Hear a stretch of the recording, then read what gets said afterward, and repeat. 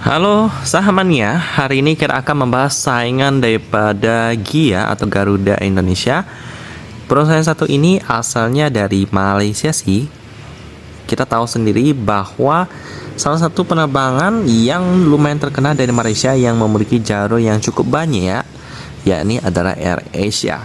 Perusahaan yang satu ini di-request oleh teman-teman kita, namanya adalah AirAsia Indonesia Tbk dengan kode emiten CMPP atau kita panggil aja CMPP.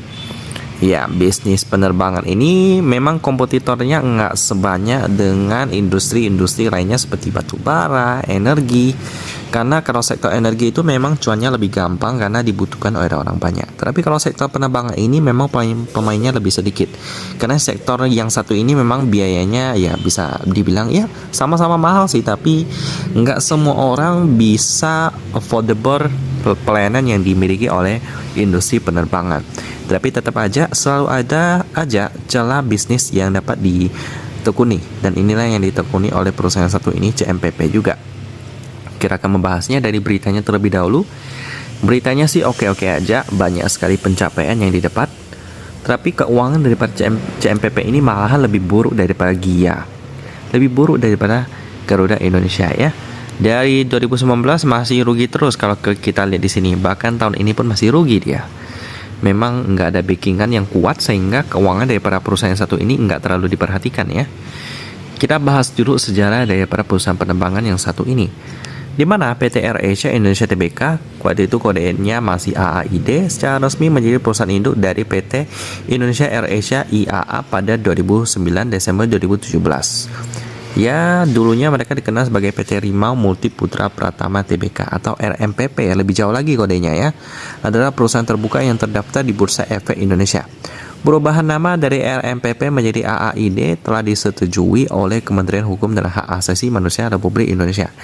Ya, selama alasannya masuk akal berarti masih bisa diizinkan oleh negara Indonesia.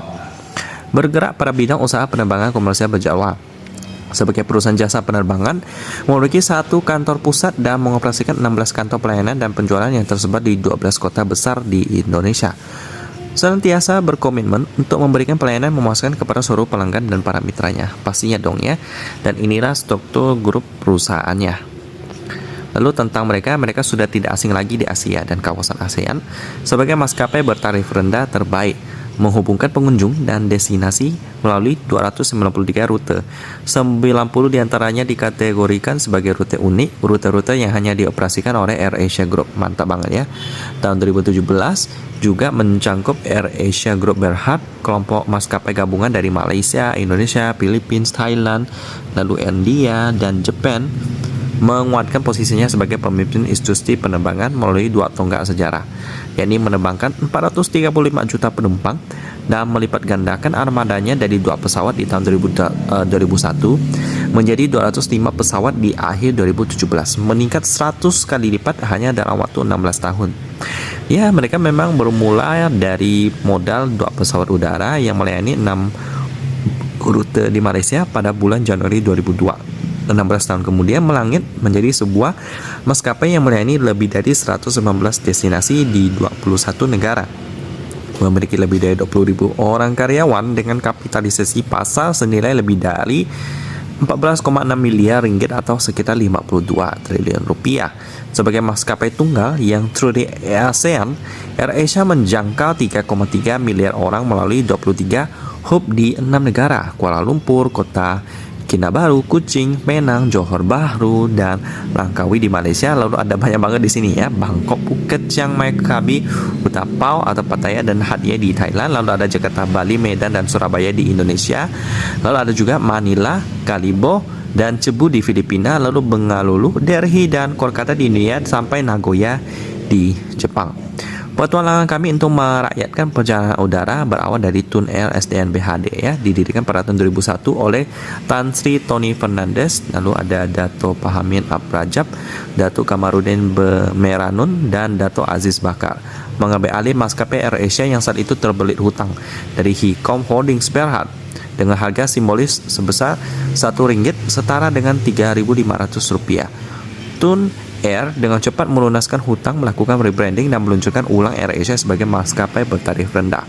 Model usahanya bertumpu pada filosofi tarif rendah yang menekankan pada operasi yang ramping, sederhana, dan efisien. Kami menerapkan sejumlah strategi popang untuk mencapai hal tersebut, seperti pendayagunaan pesawat udara yang tinggi, jadi jam terbangnya lebih banyak. Memang ya pesawatnya bakal lebih cepat, berkurang umurnya tapi lebih produktif. Tarif rendah tanpa ember-ember, lalu jaringan penerbangan langsung, jadi nggak ada namanya transit yang terlalu banyak juga. Pada Desember 2004 memutuskan untuk mengganti armada Boeing 737 menjadi Airbus A320, ya, karena lebih hemat bahan bakar, lebih andal, lebih banyak penumpang, lebih efisien biaya juga. Ya, hari ini ada 205 pesawat Airbus A320. Nah, dan lain-lainnya juga ya. Oke, jadi memang perusahaan yang satu ini terkenal banget ya, dari tarifnya yang memang murah banget, lalu juga pelayanannya yang ya bisa dibilang terjangkau oleh banyak orang. Jadi kalau dibilang prospeknya bagaimana, saya juga pernah memakai penerbangan yang satu ini sih. Ya bisa dibilang memang murah dibandingkan maskapai lainnya yang ya mungkin pelayanannya lebih bagus tapi harganya lebih mahal pastinya. Ada harga ada kualitas sih. AirAsia ini ya lebih terjangkau bagi kaum seperti saya ya untuk sekarang, karena lebih sesuai kebutuhan. Jadi untuk prospeknya sih bisa dibilang standar-standar aja. Tapi kalau kita melihat laporan keuangan daripada JMPP ini ternyata nggak sebagus itu ya. Nanti kita akan lihat. Pertama kita lihat dulu pemegang sahamnya. Ada porsi masyarakat sebesar 7,59%. Ini aman karena masih memenuhi ketentuan minimal daripada OJK, yaitu 7,5%. Lalu ada AirAsia Aviation Group Limited. Kalau kita lihat di sini sih beritanya sih oke-oke aja sih. Ya, jadi kita langsung lanjut ke laporan keuangan daripada JMPP ini yang sudah update sampai kuartal ketiga tahun 2022 pastinya ya. 2023 masih belum ada. Nah, ini dia. Kita download dulu PDF-nya. Ini anak-anak perusahaannya ya, ada Indonesia AirAsia. Dalam bentuk mata uang rupiah jutaan ya, 3,3 triliun rupiah. Persentase kepemilikan 57%. Lalu ada Garda Tawang Reksa Indonesia ya. Ini sih 43 miliar, kepemilikan 38%.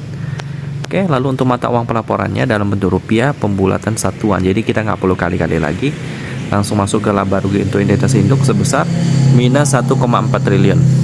Yap, PR pasti minus, bahkan PBV-nya pun masih minus. Ini lebih parah daripada Gia. Gia setidaknya masih ada laba dia, tapi JMPP ini benar-benar minus semua dia. Debt equity ratio minus 171% dan kurang rasionya pun cuma 4%. Ini hutang jangka pendeknya udah hampir jatuh tempo ya. Aset lancar 369 miliar, liabilitas jangka pendeknya 7,9 triliun. Wow, ini udah parah banget sih. Hutang jangka pendeknya aja udah 20 kali lipat daripada aset lancarnya. Saya nggak tahu ya kapan perusahaan ini akan bangkrut. Untuk turnover hariannya 100 juta rupiah. Kecil, nggak terlalu banyak dia. Nah, ini pergerakan sahamnya ya. Awal 2022 pernah naik sampai beberapa kali lipat, tapi setelah itu terjun ke bawah terus ya. Jadi kalau ditanya JMPP ini layak nggak diinvestasikan? Udah pasti nol besar ya, nggak boleh, terlalu berbahaya. Kalau mau investasi ke saham-saham ini aja yang ada di dalam watchlist premium saya ya teman-teman. Ya, hati-hati ya kalau mau berinvestasi, harus lihat fundamental perusahaan tersebut. Demikian pembahasan tentang JMPP, perusahaan penerbangan yang berasal daripada Malaysia yang beroperasi di Indonesia dengan hutang yang gede banget. Saya tutup dan kita ketemu lagi di video selanjutnya.